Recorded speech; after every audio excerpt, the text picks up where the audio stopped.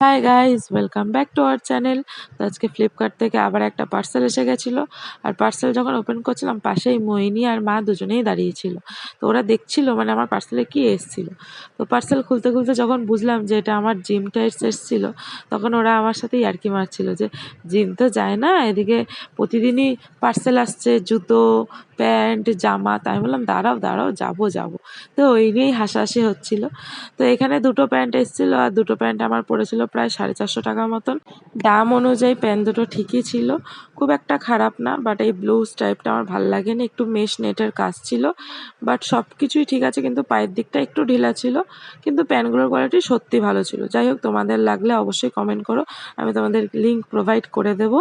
আর এই প্যান্ট দুটো মানে আমি এখনও পরছি, এখনও একই রকম আছে, কিচ্ছু ছেঁড়াপাটা হয়নি, বলতে পারো কোয়ালিটি খুবই ভালো। তো ভিডিওটা ভালো লাগলে অবশ্যই লাইক করে দিও। Thank you, by.